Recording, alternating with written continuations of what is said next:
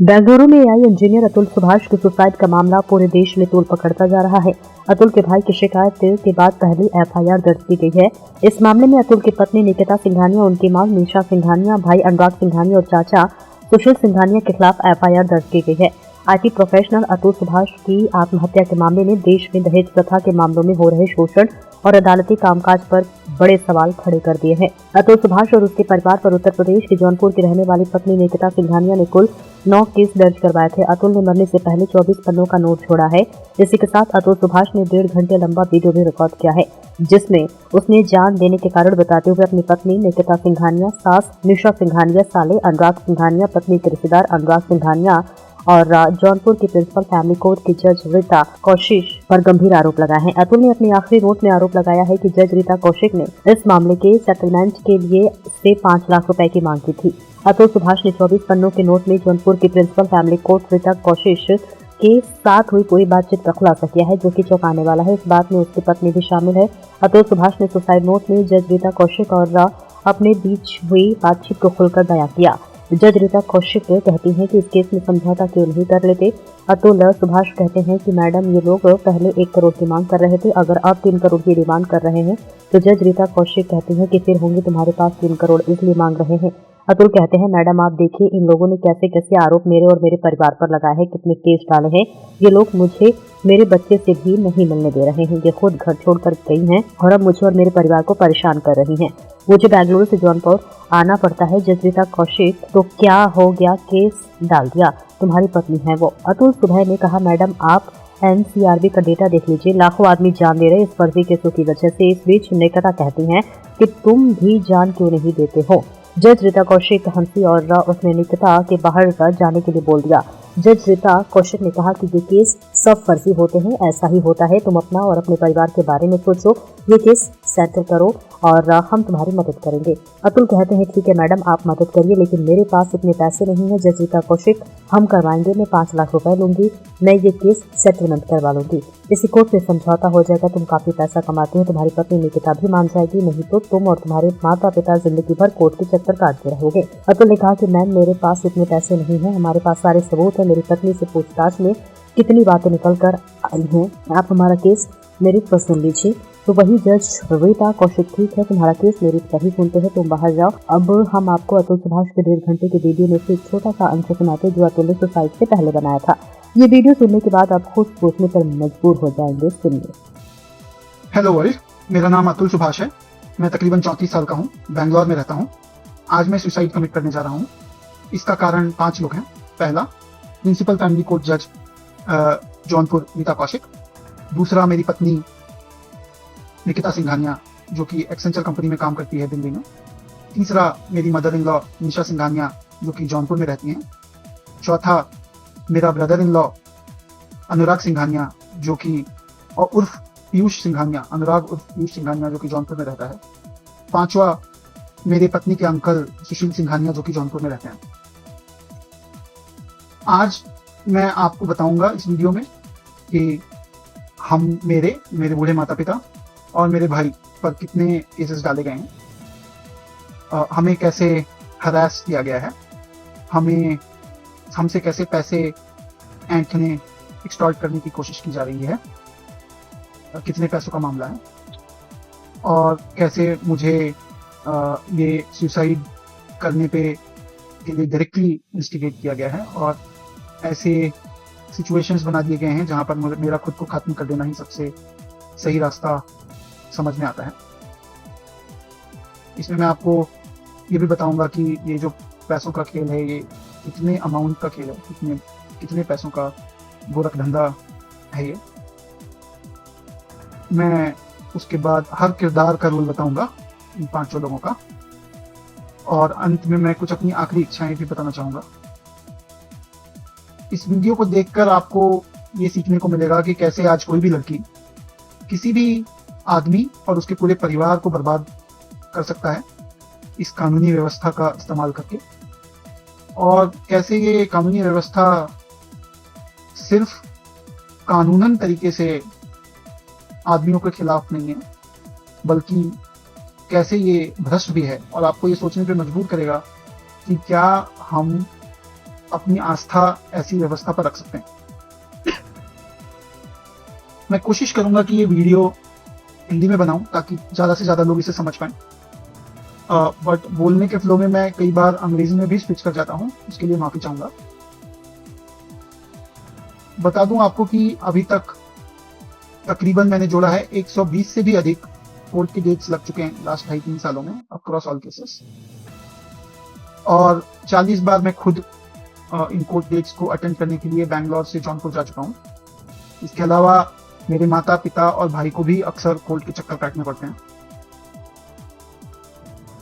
एक court date attend करने के लिए मुझे तकरीबन 2 दिन का समय लगता है मिनिमम। बैंगलोर से जौनपुर जाना, वहाँ कोर्ट डेट अटेंड करना अगले दिन, और फिर वापस आना। मुझे साल में 23 छुट्टियां मिलती हैं, तो आप अंदाजा लगा सकते हैं कि क्या इन कोर्ट केसेस से लड़ पाना किसी के लिए भी पॉसिबल है या नहीं। ये बात जानकर आपको हैरानी नहीं होनी चाहिए कि अधिकतर डेट्स पर इन कोर्ट केसेस में कुछ भी नहीं होता।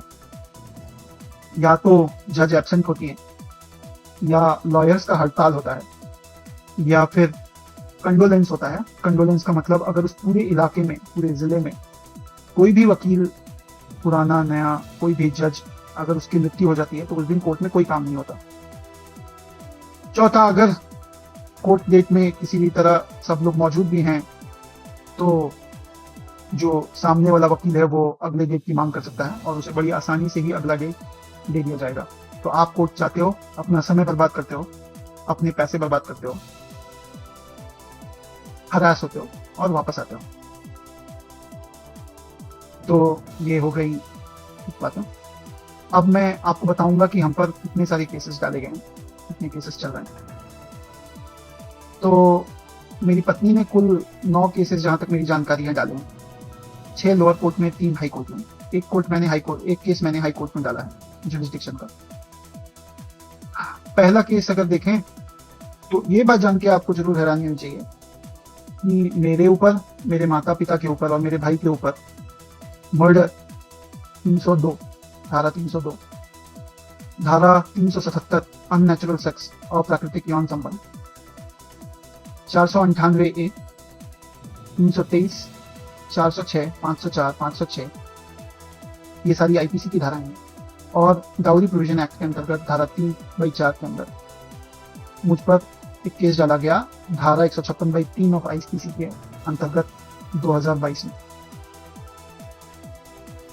ठीक 3 महीने बाद इस केस को वापस भी ले लिया गया। आप अगर अंदाजा लगा पाए तो आप सोच सकते हैं कि किसी भी परिवार पर अगर ऐसी संगीन धाराएं, मर्डर 302, 377, जिसमें बेल मिलना भी मुश्किल है, अगर ऐसी धाराएं लगे तो उन पर क्या बीतती होगी। लेकिन हमारे सिस्टम में किसी को भी अलाउड है कि कुछ भी केस डाल दे कभी भी और कभी भी वापस ले ले। अब अगर बात करें धाराओं की तो 302 मर्डर, मेरे माता पिता और भाई पर इल्जाम लगा था कि हमने मेरे स्वर्गीय फादर इन लॉ से 10 लाख रुपए दहेज मांगे 2019 में, और उन्हें इससे बहुत गहरा आघात लगा और उनकी मृत्यु हो गई। ये भी बताना चाहूंगा कि मेरी पत्नी ने मेरी इनकम कोर्ट के अंदर 40 लाख रुपए और बाद में 80 लाख रुपए बताई है। तो इनका इल्जाम यह है कि 10 लाख रुपए की वजह से इनके पिता की मृत्यु हो गई जो हमने मांगा, और मैंने अपनी पत्नी और बच्चे को 10 लाख रुपए के लिए छोड़ दिया। अब ये भी बताना चाहूंगा कि मेरी पत्नी ने सीआरपीसी 125, जो कि दूसरा केस है, उसके क्रॉस एग्जामिनेशन में ये कबूल किया कि उनके पिता की मृत्यु लंबे समय की बीमारी के बाद हुआ। ये उन्होंने 2023 दिसंबर, अक्टूबर और नवंबर में अपने क्रॉस एग्जामिनेशन में कबूल किया। सच्चाई ये है कि मेरे फादर इन लॉ काफी लंबे समय से बीमार थे, इसलिए हमारी शादी भी जल्दी हुई। उन्हें हार्ट की बीमारी, डायबिटीज, ब्लड थिनिंग की दवाई लेते थे। एम्स में उनका 10 साल से अधिक से इलाज चल रहा था। डॉक्टर ने उन्हें बहुत कम टाइम दिया था, इसकी वजह से हमारी शादी 2019 में हुई जल्दी। ठीक उसके शादी के कुछ महीनों बाद अगस्त 2019 में उनकी मृत्यु हो गई, 2019 में शादी के बाद। और ये केस जो हम पर, और उनकी मृत्यु ब्लड क्लॉट ब्रेन में जाने से हुई। ये केस हम पर, मृत्यु 2019 अगस्त में हुई है, ये केस हम पर 2022 में लगा है। मई 2021 तक मेरी पत्नी मेरे साथ रहती थी। तकरीबन 2.25 साल पिता की मृत्यु के बाद भी, और यहाँ से जाने के तकरीबन 8 महीने बाद उन्होंने ये केस डाला 2022 में, तकरीबन 2.5 साल बाद पिता की मृत्यु के। आप खुद ही अंदाजा लगा सकते हैं कि ये क्या था। अब बात करते हैं दूसरी धारा की, 377, जो है अननेचुरल सेक्स। तो मुझे नहीं पता कि मैंने कौन सा अननेचुरल सेक्स किया है। हमारा एक बेटा है तो जरूर सेक्स हुआ है, बट क्या अननेचुरल है इसमें मुझे नहीं पता। मेरी पत्नी के पास कोई भी मेडिकल प्रूफ, कोई भी मेडिकल एग्जामिनेशन, कुछ भी नहीं है। अब मैं बताना चाहूंगा कुछ बातें। ये अननेचुरल सेक्स की बात तो दूर, जो नेचुरल सेक्स होता है वो भी अंतिम 6 महीने से अधिक में मेरे और मेरी पत्नी के बीच नहीं हुआ। इसका कारण अगर मैं आपको बताऊंगा तो यह है कि मेरी पत्नी 4-4, 5-5 दिन तक नहाती नहीं थी। तब भी जब बच्चे को ब्रेस्ट फीडिंग करना है, दूध पिलाना है, तब भी साफ सफाई का कोई ख्याल नहीं है। तो मेरा मानना है कि मुझे खुद को ही खत्म कर लेना बेस्ट है मेरे लिए, क्योंकि जो मैं पैसे कमा रहा हूँ उसी से मैं अपने दुश्मन को बलवान बना रहा हूँ। वही पैसे मुझे ही बर्बाद करने के लिए यूज हो रहे हैं, और ये साइकिल बढ़ता ही रहेगा, है ना। मेरे ही टैक्सेस के पैसे से ये कोर्ट, ये पुलिस सिस्टम मुझे और मेरी फैमिली को और बाकी लोगों को भी हैरास करेगा, जो अच्छे लोग हैं। तो जो सप्लाई है वैल्यू का, उसी को खत्म कर देना चाहिए। और anyway gave me a suggestion क्या, they told me to commit suicide, and I think they're right. That's the right solution what they've suggested me. So I'm gonna take my life now. Also मेरी कुछ आखिरी इच्छाएं भी बताना चाहूंगा मैं। तो मेरी कुछ आखिरी इच्छाएं जो हैं ये हैं, ज्यादा मुझे उम्मीद तो नहीं है, लेकिन अभी भी मैं अपनी वाइफ को बोलूंगा कि उसमें तो कोई वैल्यू नहीं है, मेरी वाइफ में खुद। तो मेरे बच्चे को क्या ही बड़ा करेगी वैल्यू के साथ। मेरे पेरेंट्स को मेरा बच्चा दे रहे, वो उसको बेटर वैल्यू के साथ बड़ा करेंगे। और I think she should have done it with me, she should have given the child to me, but मुझे बच्चे से अलग रख के दुख पहुंचाने के लिए उसने किया है, जबकि उसे भी पता है वो बच्चे को रेज करने में अक्षम है। खुद ही बोली कि मैं बच्चे के परवरिश के लिए पैसे भी नहीं है, अगर तुम्हारे पास तो हमें दे दो बच्चा, मेरा आखिरी अंश है, मेरे माँ बाप को दे दो, वो बहुत नाजों से पालेंगे उसे। और मेरा भाई एक बहुत अच्छा आदमी है, वो भी पालेगा उसे, बट मुझे ज्यादा उम्मीद नहीं है इसकी। दूसरा है, और मैं अपने माँ बाप और भाई को बोलूंगा कि बिना किसी कैमरा के मेरी पत्नी या उसकी माँ या उसके किसी भी फैमिली मेंबर से बिना कैमरा पब्लिक प्लेस के ना मिले। आप पर रेप केस भी लगाया जा सकता है, कोई भी केस लगाया जा सकता है। तो बहुत ध्यान से अगर किसी भी बात के लिए मिले तो पब्लिक प्लेस पे मिले। बाकी और औरतें होनी चाहिए हमारी तरफ से जो टेस्टिफाई कर सके कि कुछ गलत नहीं हुआ है। कैमरा होना चाहिए तभी मिले। दूसरा कि मेरे मरे हुए शरीर के आसपास मेरी पत्नी या उसका परिवार की तरफ से कोई नहीं आना चाहिए। तीसरा, मेरा अस्थि विसर्जन तब तक नहीं होना चाहिए जब तक मेरे हरासर्स को पनिशमेंट नहीं मिलता, तो मेरा अस्थि विसर्जन ना हो। अगर इतने सारी चीजें, एविडेंस और सब कुछ होने के बाद भी अगर कोर्ट, ये जज और मेरे बाकी के हरासर्स को पनिशमेंट नहीं देती है और बरी कर देती है, तो मेरा जो अस्थि है वहीं कोर्ट के बाहर किसी गटर में बहा देना चाहिए, ताकि मैं ये जान जाऊं हमेशा हमेशा के लिए, मैं ये अपना लेसन सीखता रहूं कि इस देश में क्या वैल्यू है एक लाइफ की। तो ये एक है। और जुडिशियरी से मेरी एक दरख्वास्त है कि मेरे माँ बाप और भाई को इन फॉल्स केसेस में और हरास नहीं किया जाए, इसे खारिज किया जाए। और मेरे हरासर्स को और इस करप्ट जज को, और ये माधव का भी इन्वेस्टिगेशन होना चाहिए, है ना, ये भी लाखों रुपए कमाता है, तो जरूर पकड़ा जाएगा। बेसिक से कोई इन्वेस्टिगेशन करेगा तो कोई ना माधव पकड़ा जाएगा।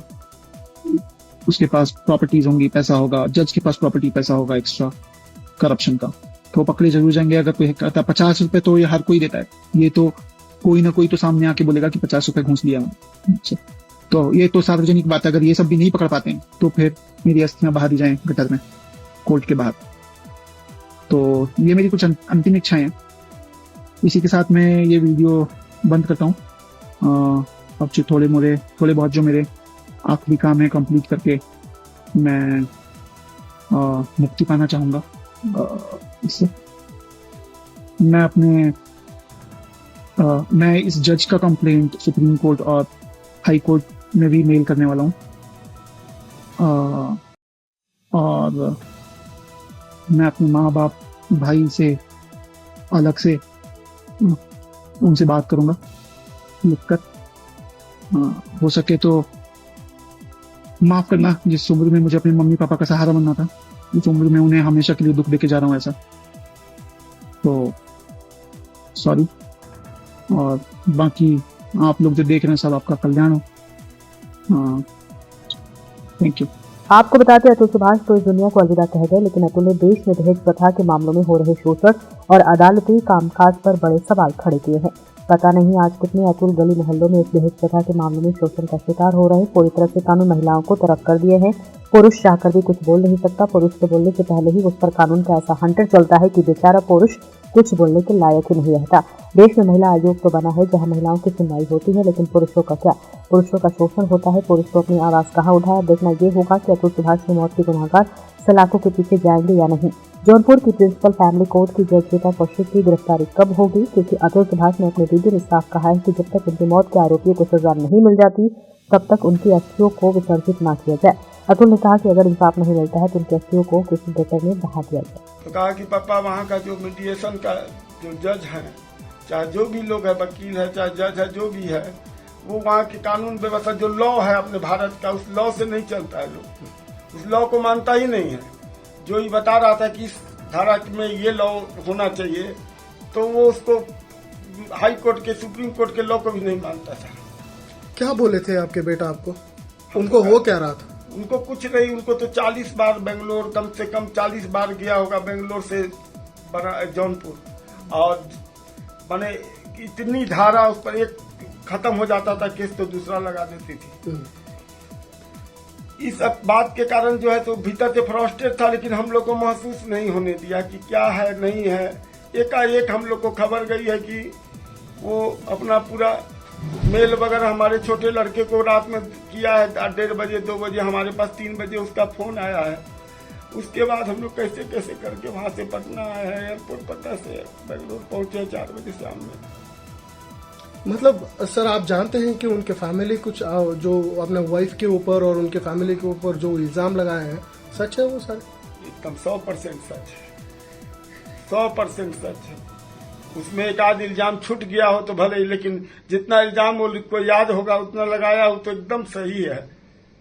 मतलब आपके बेटा हेरासमेंट, बहुत हेरासमेंट था उसके साथ। हमारी वाइफ 4 महीना रही है, इसको डायबिटीज नहीं थी। वहाँ के टेंशन को देख के वो देखती थी, वहाँ की जो स्थिति है उसको देख करके इसको डायबिटीज हो गई। मतलब आपके बेटे के अतुल के साथ रहती थी? हाँ, नहीं गई थी, उसको प्रेग्नेंट थी तो हमारी वाइफ को हमने भेजा था। अकेले हम रहते थे वहाँ बिहार में, इसको भेजा था कि वहाँ पर मदद करना है बहू की। वहाँ का जो देखती थी ना, उसका जो आचार विचार, इसको देख करके थोड़ा सा इसको भी बहुत टेंशन होता था, लेकिन बोलती नहीं थी। हमारे लड़कों को अब कितना टेंशन होता होगा हम नहीं बता सकते। ऐसे ही तमाम खबरों में बने रहने के लिए हमारे चैनल न्यूज ब्लॉग्स को सब्सक्राइब करें, वीडियो को शेयर करें और हाँ, लाइक करना बिल्कुल भी ना भूलें।